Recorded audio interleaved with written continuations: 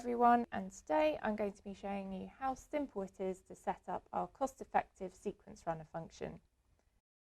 Sequence runner effectively enables the synchronization of our light sources with a camera or other external hardware via TTL, just with using the global TTL input of our light source.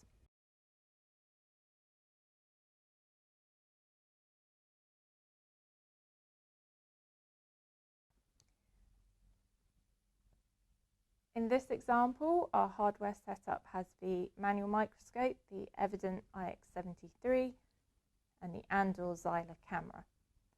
We also have the QLED P800 LED illumination system.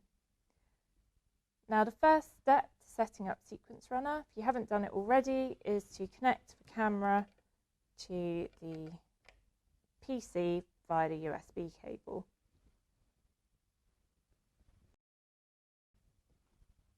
Then you need to do the same thing with the QLED light source. This allows the camera to be controlled by the imaging acquisition software and the P800 to be controlled by LightBridge, which is where you program the sequence runner. The next step when these things are done is to connect the camera to the light source directly using the TTL cable. This is for the high-speed TTL triggering of the light source. Once the hardware is set up, it's now time to set up the software side of things.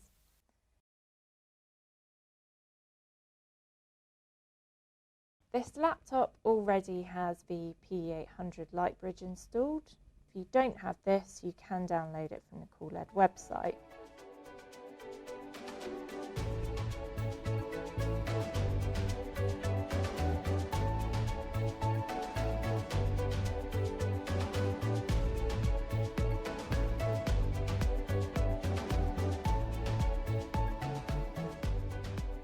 Once you open LightBridge, go to sequence mode and select the LEDs you wish to illuminate in the sequence you want them. So in this case we're doing DAPI, FITSI, TRITSI and Sci5. So we'll use the 400, the 500, 550 and the 635.